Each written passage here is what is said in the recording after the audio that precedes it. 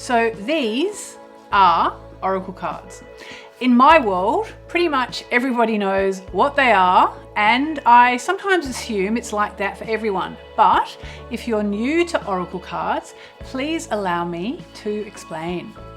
So the first question is, how do you use oracle cards? Well, oracle cards are similar to tarot in as much as they are both divination tools. In other words, you ask a question and you get an answer. They can be used for so-called fortune telling, or, as I prefer to use them, as a way to get spiritual guidance. For me, these cards are all about what you are currently manifesting. So if you do a reading and you don't like the outcome, simply change your behavior. On some decks, you have a picture. On mine, you have an image and a short message. The number of oracle cards in a deck varies, but it's nearly always less than the 78 cards of a tarot deck. In my deck, we have 44 cards. One thing you might not realize is that when you get your new oracle deck, you actually do need to do at least a little ceremony. Why? Because these are sacred tools. Life is all about intention, and so is the little ceremony that I suggest you do when you open a new pack of oracle cards for the first time. Take a moment to enjoy the moment, okay? Open up the box and remove all the cards and the guidebook, which you'll get, and hold them in your hands just for a moment, okay? This moment could be the start of a long and beautiful relationship. These cards are going to help you to access your powers of divination. It's no small thing, okay? So before you start to use the cards, it's super important that you put your energy into them and that you more or less clear away the energy of anyone else that has touched them during the manufacturing process, during the shipping process, at any time, okay? You just want your energy. So with the deck face down in one hand, just breathe slowly and gently as you mindfully take the cards one by one from the top of the deck and place them face down in a stack in front of you, okay? Once you've done that, you will have put your energy into each and every single card, okay? So that's the first step.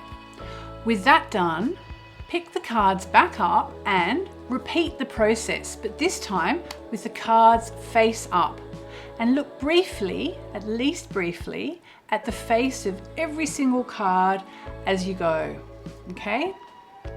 So you just want to take a moment, for one thing, to appreciate the beautiful artwork of artist Nix Rowan, but also to start to get to know the cards one by one. Okay, so you just want to go all the way through them.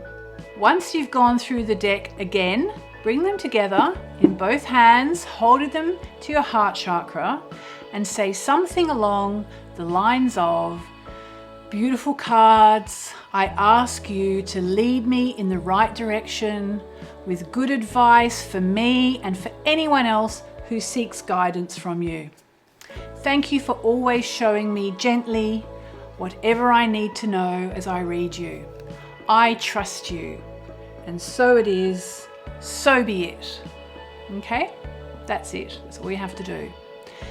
Then, to ask a question, you simply start to shuffle them. Ask a question and then pick a card or three. A single card reading is really simple and will give you a very quick and easy answer, okay?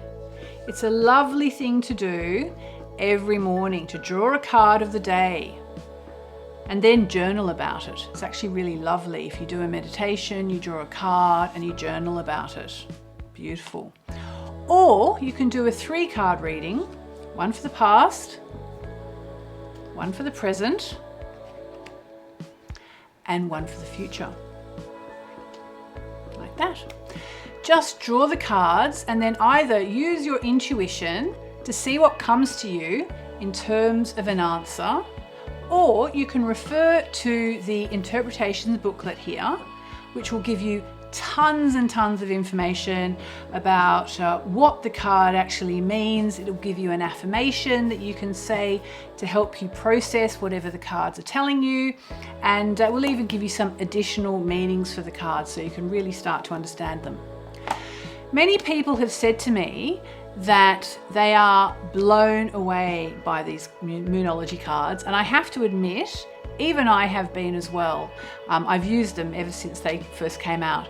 They are made up of 12 new moon cards, which herald beginnings, 12 full moon cards, which are more likely to herald climaxes and conclusions, and a card for each of the 8 moon phases across the lunar month, and 12 special moon cards, which can mark standout, sometimes unexpected situations.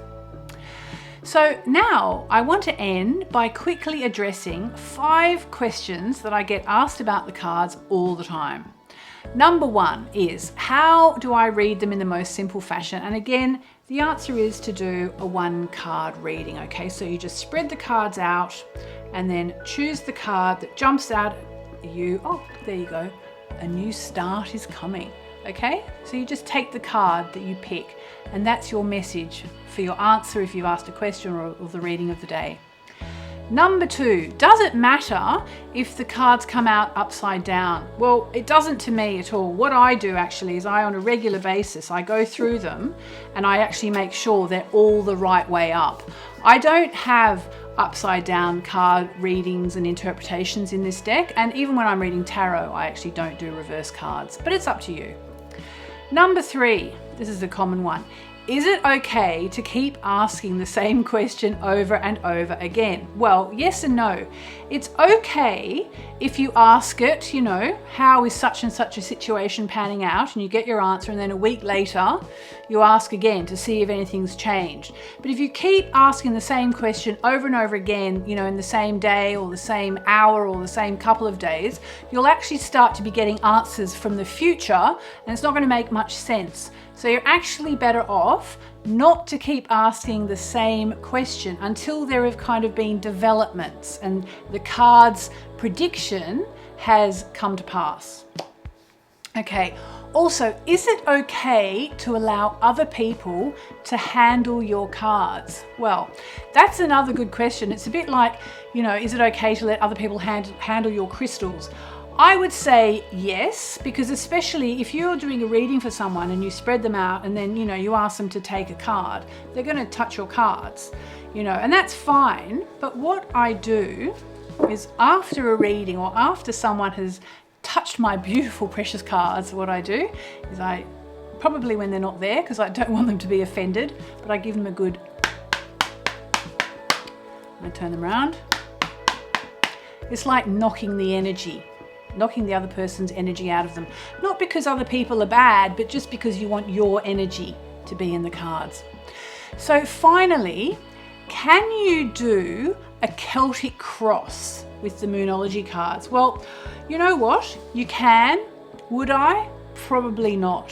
Why? Because these cards weren't really designed for that. If you look in the booklet, it does explain about a Celtic cross because I know a lot of people like to do them. I personally stick to the new moon spreads, the full moon spreads, the 1 card readings, the 3 card readings. But really, can you do a Celtic cross with them? Sure, why not?